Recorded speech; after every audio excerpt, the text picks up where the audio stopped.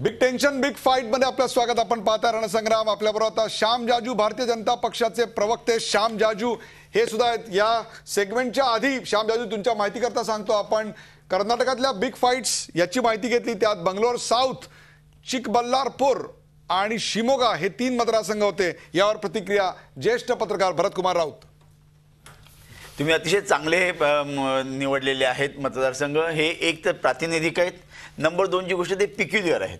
ह्या दोन्ही गोष्टी त्याच्यामध्ये आहेत। म्हणजे दक्षिण बंगळुरू याचं कदाचित वर्णन करायचं किंवा तुलना करायची तर आपल्या दक्षिण मुंबईशी करता येईल अशा तऱ्हेचा हा मतदारसंघ आहे। दुसरा जो तो एकदम ग्रामीण आहे आणि तिसरा जो निमशहरी निम ग्रामीण असा मतदारसंघ आहे। त्यामुळे हे अतिशय चांगलं केलं। मला त्याच्यामध्ये एकच या तिन्हीच्या बाबतीत वेगवेगळे पृथक्करण आपल्याला वेगवेगळ्या पद्धतीने करता येतील।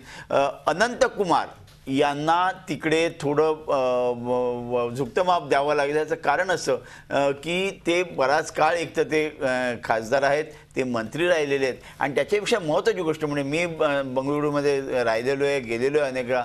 आणि अनंत कुमार यांचा जो एक ग्राउंड टच आहे किंवा त्यांची जी जमिनीवरची फळी जी प्रचंड मोठी आहे ती फळी ही अतिशय महत्त्वाची आणि त्याचा त्यांना खूप चांगला फायदा हा या निवडणुकीत होईल असं दिसतं। याच्या अगदी उलटं नंदन निलकिणी हे खूप हुशार टेक्नोक्रॅट आहे, त्याच्यात वादच नाही, यांच्याबद्दल आपला आदर असला पाहिजे। आधार कार्ड नावाची गोष्ट त्यांनी आणली, जरी त्या कोर्टाने आता त्याला खो घातला असला तरी ती गोष्ट त्यांनी आणलेली आहे। परंतु नंदन किणी यांचा जनतेशी काहीही संबंध नाही।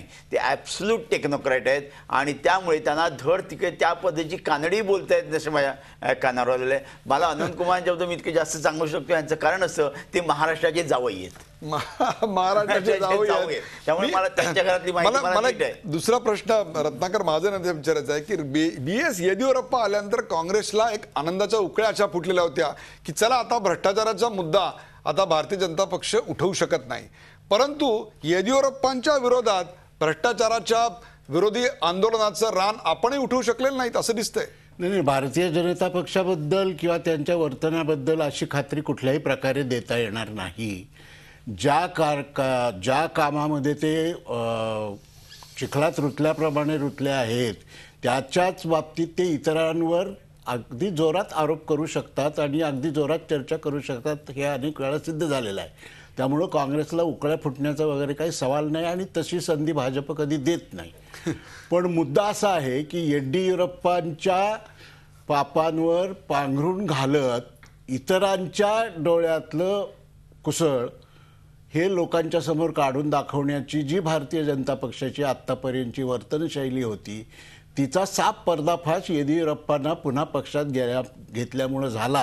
हे कर्नाटकच्या जनतेलाच सगळ्यात आधी जाणवलं। आपल्याला ते कधी जाणवलं असेल ते द्या सोडून, पण कर्नाटकातल्या जनतेला हे सगळ्यात पहिल्यांदा आपल्याकडे श्याम जाजू आहेत। श्याम जाजू, एक प्रकारे महाजनांनी त्यांच्या शैलीप्रमाणे शालजोडीतला दिलेला आहे, काय सांगाल?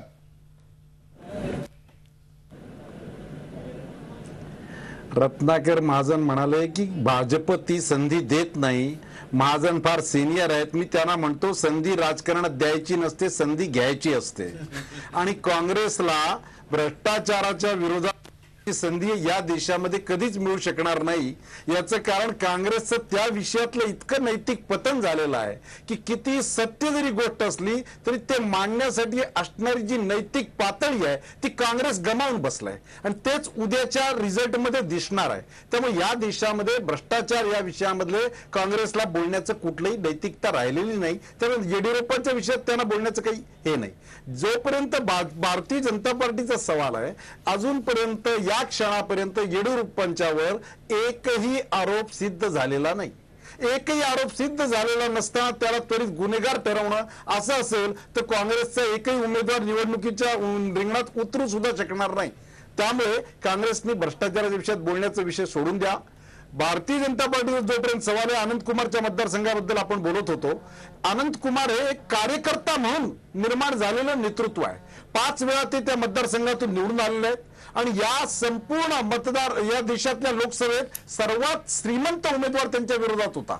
निलेकणींची जर प्रॉपर्टी आपण एक मिनिट या देशातला सर्वात तुमच्या बोलण्यावर रत्नाकर महाजनांना उत्तर द्यायचं आहे. 1 सेकंड वेळ द्या. रत्नाकर महाजन यांना आक्षेप नोंदवायचा आहे. रत्नाकर महाजन, एक सांगायला पाहिजे की मी भारतीय जनता पक्षाकडून संधीची याचना कधीही करत नाही, तशी ती आत्ताही केली नाही.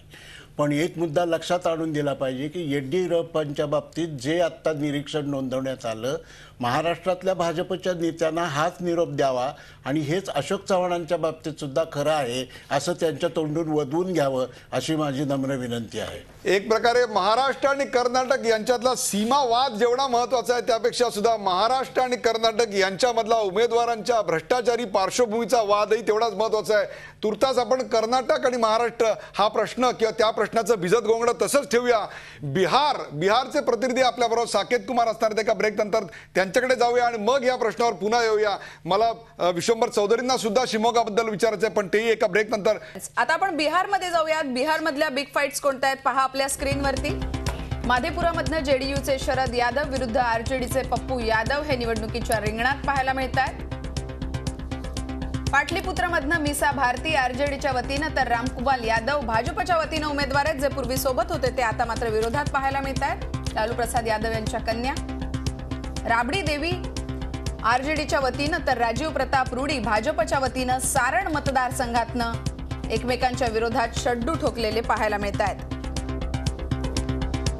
आपल्या बरोबर साकेत कुमार आहेत बिहारून, झी मीडिया कॉर्पोरेशनचे पत्रकार साकेत कुमार है. साकेत कुमार जी, आपका स्वागत. मुझे पहले बताइए कि सारण में क्या आज के समाचार क्या है? कौन जीतेगा? क्या राबड़ी देवी जो पहली बार लोकसभा का चुनाव लड़ रही है क्या जीत पाएगी?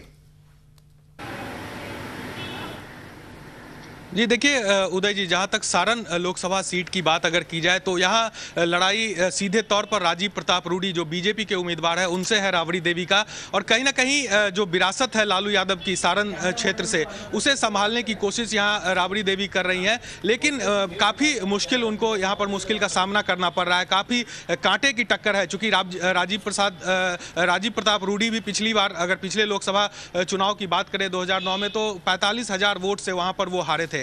उसके बाद एक बार फिर, हालांकि वो लालू यादव से वहां से हारे थे, अब उन्हीं की पत्नी राबड़ी देवी वहां से उन्हें कड़ी टक्कर दे रही हैं. और जहां तक बात करें अगर उस सीट पर, तो राजद ने पूरी ताकत लगाई थी वहां से किसी तरह राबड़ी देवी को निकालने की, लेकिन स्थिति बहुत कुछ साफ अभी यहाँ नहीं है उदय जी. और जो लड़ाई है वो काफी कांटे की है यहाँ पर राजीव प्रताप रूडी के साथ राबड़ी देवी की. जी, माधेपुरा के क्या हाल है? क्योंकि यहाँ पे शरद यादव खड़े हैं और अभी बीजेपी एक कड़ा संघर्ष का मुकाबला करने के पक्ष में है वहां पे. देखिए बिल्कुल, अगर पूरे बिहार की बात करें उदय जी, तो जेडीयू का जो परफॉर्मेंस है उसको लेकर काफ़ी यहाँ पर सवाल उठ रहे हैं. जो सत्ताधारी दल है बिहार में जेडीयू, उसके परफॉर्मेंस पर यहाँ सवाल लगता दिख रहा है. क्योंकि अगर तमाम सीटों की बात करें तो अगर सीधी लड़ाई की बात करें तो वहाँ पर बीजेपी और आरजेडी के बीच तमाम जगहों पर फाइट है. ऐसा ही कुछ हालात मधेपुरा में भी है, जहाँ पर राष्ट्रीय अध्यक्ष जेडीयू के शरद यादव खड़े हैं और उनके जो कह सकते हैं चीर प्रतिद्वंदी वो वहाँ से पप्पू यादव है जो आरजेडी से उम्मीदवार है. साथ ही साथ विजय कुशवाहा है जो बीजेपी से वहां पर उम्मीदवार है. तो यहां पर लड़ाई त्रिकोणीय जरूर है, लेकिन कहीं ना कहीं इस त्रिकोणीय लड़ाई में अब तक जो फीडबैक मिल रहा है मधेपुरा लोकसभा चुनाव को लेकर, वहां से शरद यादव कहीं ना कहीं पीछे छूट रहे हैं. और जो मुख्य लड़ाई अगर वहां बात की जाए तो वहां पर विजय कुशवाहा जो बीजेपी के उम्मीदवार हैं और पप्पू यादव, इन दोनों के बीच में प्रमुखता से लड़ाई वहां पर देखी जा रही है. अब कल सुबह 8 बजे से वहां पर भी मतगणना शुरू होगी. जो आपको आखिरी सवाल पूछता हूं, क्योंकि पाटलिपुत्र बहुत इंटरेस्टिंग हमारे लिए इसलिए है क्योंकि मीसा भारती वहां से चुनाव लड़ रही है और वहां यादव और भूमिहार, इन दोनों का जो क्या कहते हैं अलायंस है या उनका विरोध है, उसी के कारण उस सीट का नतीजा डिपेंड उसके ऊपर है. क्या लगता है आपको? मीसा भारती और उनके रिश्तेदार वहां पे खड़े हैं.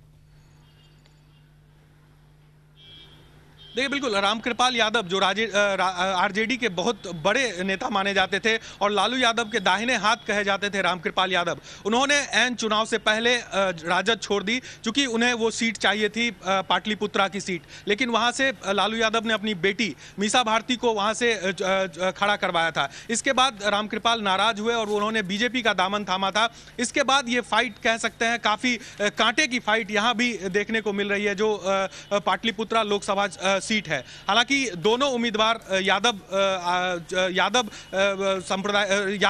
लोकेलिटी से आते हैं और ऐसी स्थिति में वहां पर अगर बात करें आप पाटलिपुत्रा लोकसभा सीट की, तो वहां पर सबसे ज्यादा मतदाता यादव कम्युनिटी के ही हैं। तो ऐसी स्थिति में लड़ाई काफी कांटे की है, क्योंकि बीजेपी का जो कैडर वोटर है वो कहीं ना कहीं रामकृपाल यादव के साथ वहां पर जरूर खड़ा दिख रहा है, जिसकी संख्या तकरीबन 2 से 2.5 लाख है। लेकिन सबसे अहम जो यादव वोट बैंक है उसमें रामकृपाल यादव कितनी सेंध लगा पाते हैं, यह सबसे अहम होगा। इस वजह से जो पाटलिपुत्रा की भी जो लड़ाई है वो कहीं ना कहीं काफी कांटे की लड़ाई दोनों चाचा और भतीजी के बीच में यहां पर देखने को मिल रही है। उदय जी, साकेत कुमार जी, इस विश्लेषण के लिए मैं आपका आभारी हूं। कल फिर आपसे संपर्क करेंगे और इन तीनों कॉन्स्टिट्यूएंसी में क्या हुआ और पूरे बिहार में क्या हुआ ये आपसे जानेंगे। फिलहाल हमसे बात करने के लिए धन्यवाद। मी जातोय थेट पुण्याला कुमार सप्तर्षी यांच्याकडे। कुमार सप्तर्षी, शरद यादव यांचा पराभव होताना दिसतोय, आपली पहिली प्रतिक्रिया काय आहे?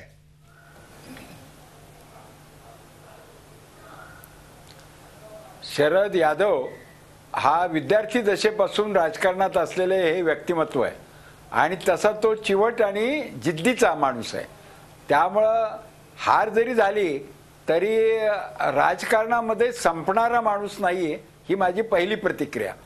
आणि शरद यादव रालोआचे निमंत्रक होते, ते त्यांच्यापासून दूर झाले, त्यामुळे त्यांना पाडण्याचा अगदी आटोकाट प्रयत्न करण्यात येईल, यात काही म्हणजे शंका घेण्याचं कारण। एक छोटासा प्रश्न तुम्हाला असा आहे की नितीश कुमार यांनी भाजपशी फारकत घेऊन किंवा एक प्रकारे नरेंद्र मोदी यांच्याशी हाड वैर घेऊन राजकीय दृष्ट्या घोडचूक करून घेतली, पायावर दोंडा पाडून घेतला,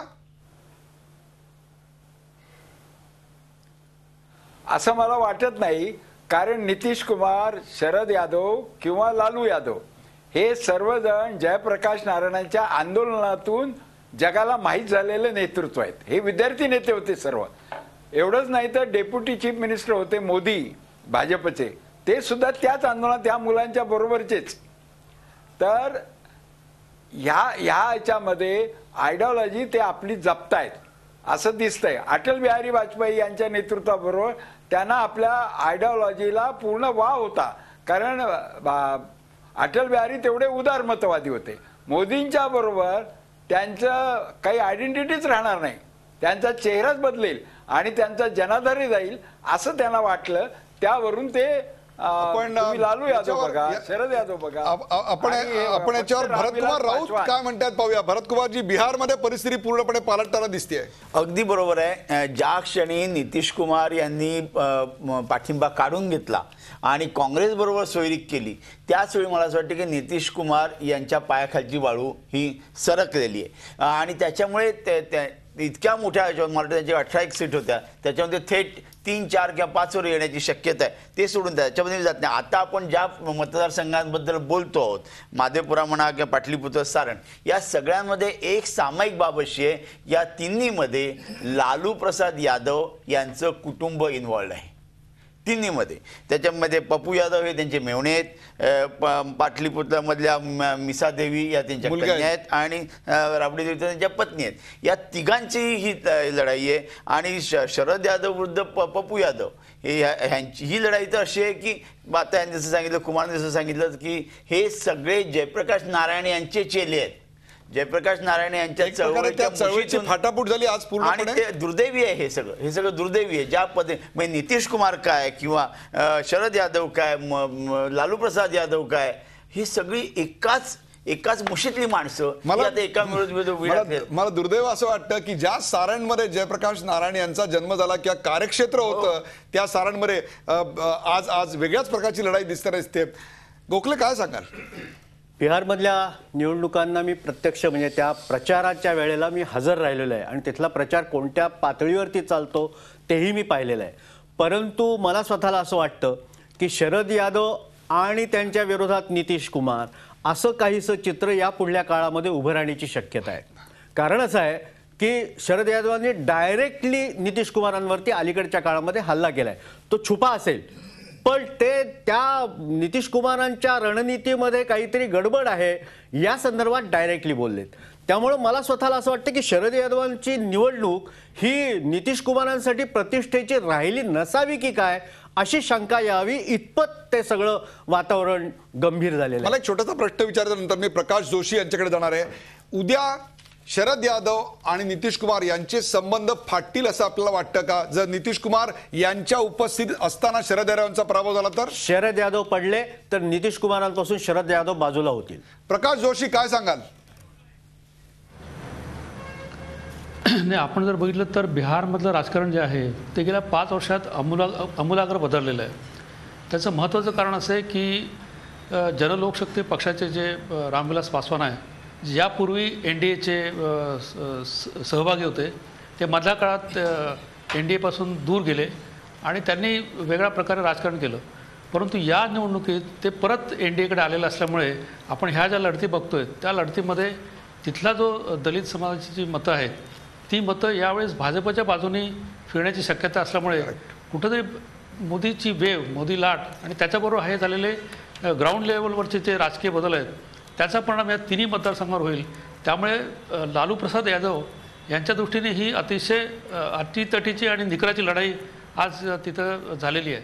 श्याम जाजू, तुमची प्रतिक्रिया काय आहे? एक प्रकारे शरद यादव यांचा पराभव झाला तर ते तुमच्याकडे येतील का?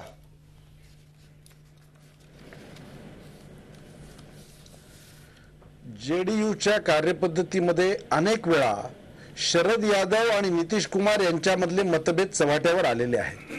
पण ती हिम्मत शरद यादवांनी जेव्हा JDUने आपला पाठिंबा काढायचा निर्णय घेतला तेव्हा लक्षात असं आलं की फक्त नितीश कुमार हे एकमेव व्यक्ती त्या पूर्ण पार्टीला डॉमिनेट करून आहेत.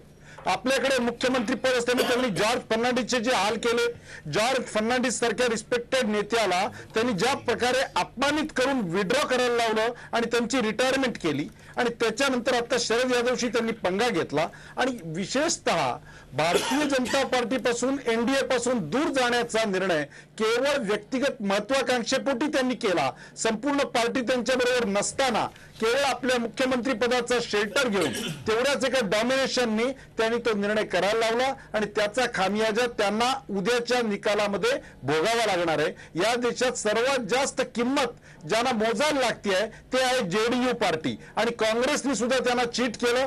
त्यांना जे स्पेशल देणार होते पॅकेज ते न देता ते काँग्रेसकडूनही बाहेर झाले आणि भारतीय जनता पार्टीपासूनही दूर झाले. केवळ व्यक्तिगत महत्वाकांक्षेपोटी त्यांनी दिलेला हा आपल्या पक्षाचा बळी आहे असं त्याचं वर्णन करावं लागेल आणि याची किंमत पूर्ण बिहारमध्ये त्यांना भोगावी लागत आहे. उदयजी, मी तेवढं सांगतो, मी शरद यादवांना मी आधी राज्यसभेत आणि नंतर माझ्या बरोबर त्या एका सभागृहात आम्ही बसलो आणि नंतर लोकसभेतही त्यांचं ऐकलं. शरद यादव निवडून येणं, मी पक्षाचा कुठलाही प्रचार करू इच्छित नाही इकडे, परंतु शरद यादव निवडून येणं हे भारतीय संसदीय लोकशाहीच्या दृष्टीने एक आवश्यक गोष्ट असं मला वाटतं. अतिशय चांगला संसद असणारा माणूस आणि दुसरी गोष्ट ते बंड करणार नाहीत असं मला वाटतं. याचं कारण मुळात शरद यादव यांचा स्वभाव मी त्यांना बघितलेला आहे, हा समन्वयवादी आहे. ते धारिष्ट करणारे किंवा तोड करणारे व्यक्ती नाहीत, ते समन्वय करणारे. ते काहीतरी कोण नितीश कुमारांना सुद्धा आपल्याबरोबर कसं इकडे आणता येईल याचा विचार. टू पॉसिबिलिटीज विचारते. बरोबर आहे. एकूण बिहार मधली राजकीय परिस्थिती जी आहे ती आपल्या तज्ज्ञांनी सांगितली. JDU निवडून येणं ही काळाची गरज आहे. शरद यादव विशेषतः असं भारत कुमारांना वाटतंय तर भाजपला वाटतंय JDUची परिस्थिती ही विशेष नसणार आहे. बिग फाईट्स बिहार मधल्या आपण पाहिल्या, इतरही राज्यातल्या बिग फाईट्स, बिग टेन्शन्स आपण जाणून घेणार आहोत. पण वेळ झाली आहे ब्रेकची. पहा फक्त झी24 तास, रहा एक पाऊल पुढे.